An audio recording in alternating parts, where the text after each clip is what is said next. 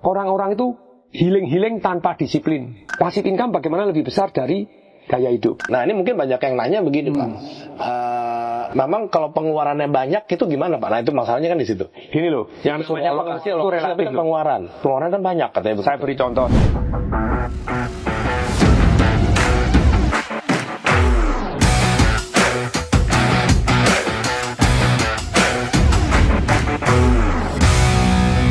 Halo, kembali lagi bersama saya Joshua Tan. Dan kali ini saya ada di rumah siapa ini? Iya, tebak-tebak ada di rumah siapa? Ada di rumah Pak Tung di Semoringin. Halo Pak Tung. Thank you, dahsyat sekali. Thank you, dahsyat sekali. Ini rumahnya segini enak ya Pak Tung ya. Dan saya dengar ini dibangunnya benar-benar dari passive income. Yes, jadi harus sabar dan disiplin. Sabar dan disiplin. Jadi tema kita hari ini adalah Passive Cash Profit, PCP.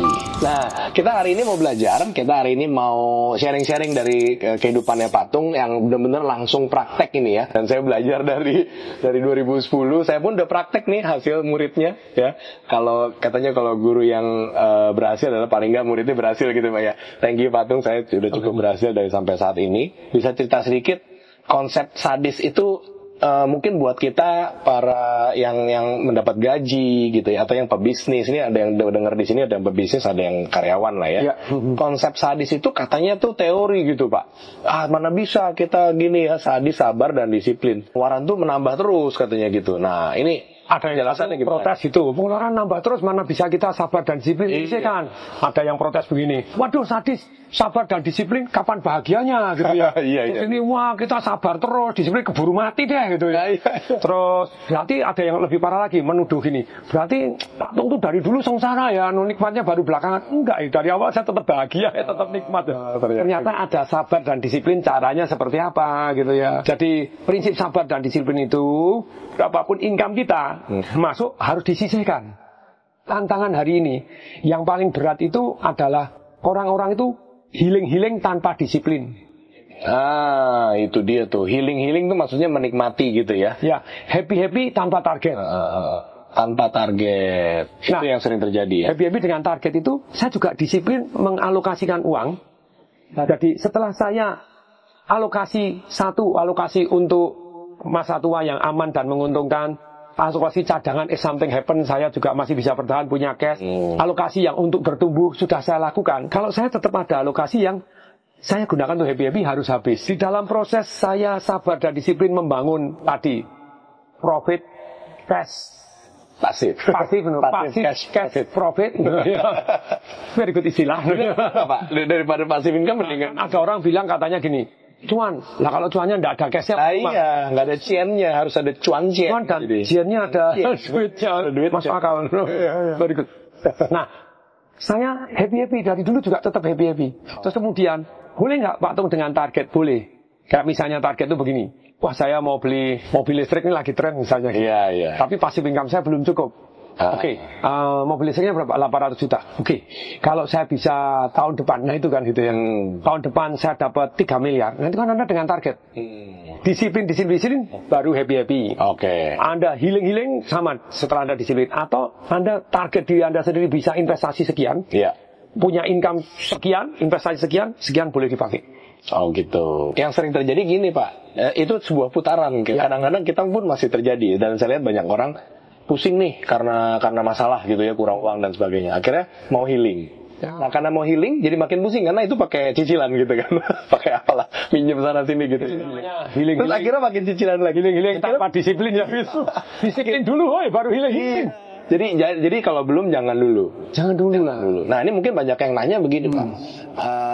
Memang kalau pengeluarannya banyak itu gimana Pak? Nah itu masalahnya kan di situ. Gini loh, yang namanya pengeluaran kan banyak katanya. Saya beri contoh tuh, satu hari talk show radio, ini berkali-kali saya ceritakan di radio Smart FM, ada yang telepon, Pak Tung enak penghasilannya gede. Padahal dulu saya mulai dari kecil juga kan. Nah terus kemudian penghasilan saya itu tidak cukup penghasilan saya cuma 3,5 juta. Kemudian saya nyicil motor aja 1.600.000 sekian.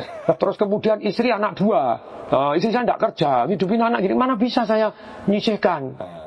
Kemudian saya tanya, lah ini, kamu beli sepeda motor apa? Honda CBR.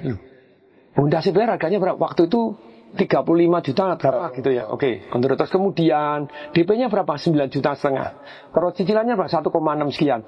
Ketika dihitung-hitung, misalkan stafnya suruh hitung, oke, itu habisnya 60 juta 800 ribu. Oke. Terus kalau second, coba cariin second. CBR second 3 tahun berapa?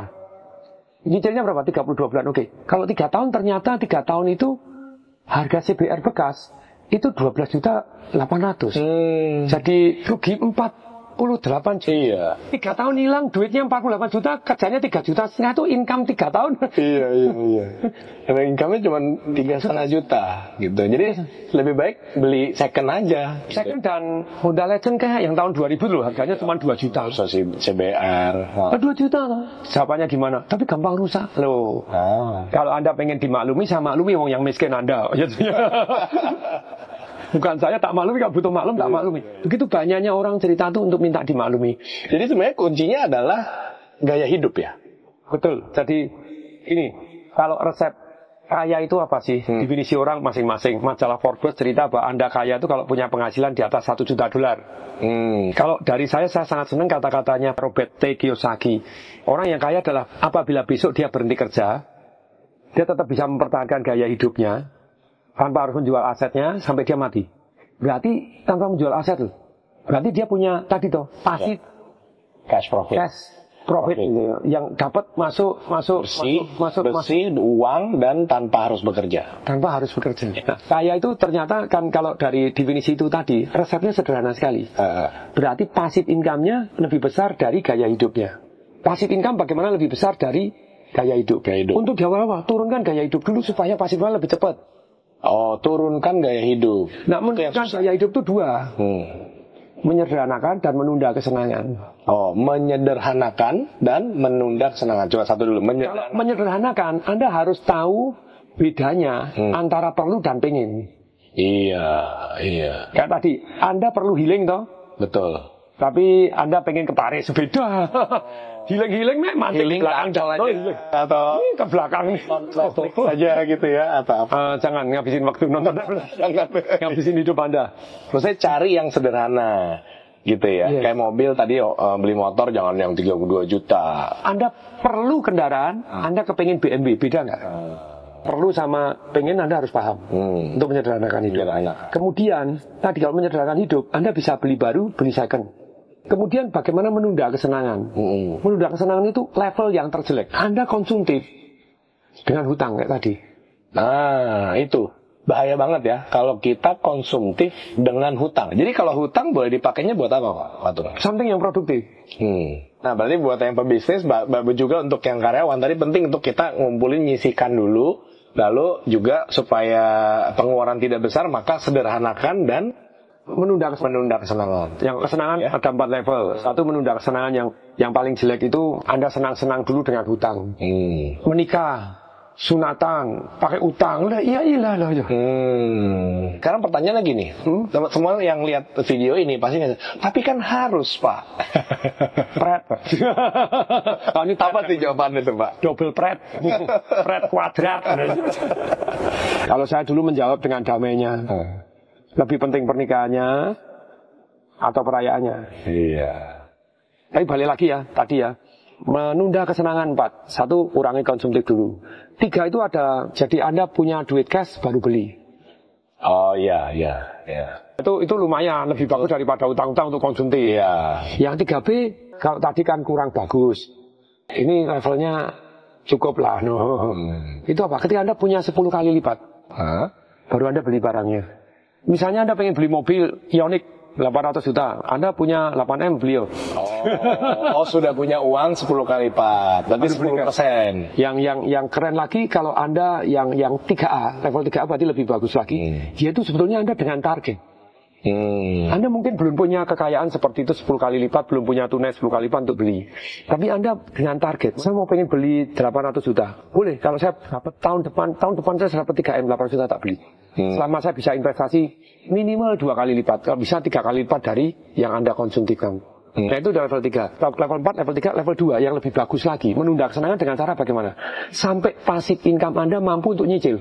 Sampai passive income-nya cukup untuk membayar cicilan atau yang harus dikeluarkan. Pengeluarannya yang Anda inginkan, itu yang paling bagus. Sampai passive income Anda bisa membayar tunai. Wah, itu lebih keren lagi. Kayak saya beli Rolls Royce, bayar tunai. Tunai. Wah. Dari passive income. Oke, terakhir Pak, tadi kan kita ngomong berarti harus bisnisnya menghasilkan. Nah, satu tips apa Pak supaya yang baru mau bisnis nih, ya, atau yang mungkin sudah bisnis tapi berdarah-darah atau gimana, ya, bagaimana supaya bisnisnya profit? Tadi masihnya tahu ada 5 tadi.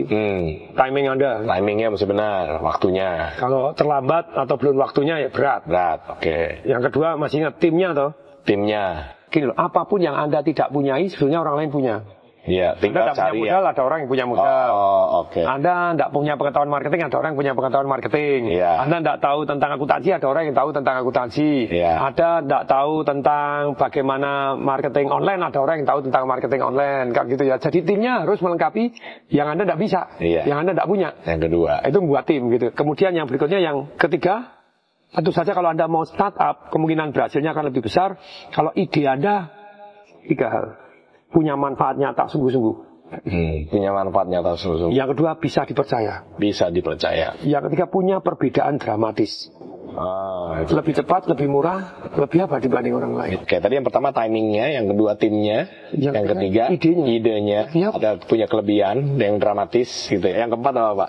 Yang keempat tadi adalah business model. When you make money. Misalnya bisnis, saya make money ketika saya jualan saya dapat profit 10%. Nice.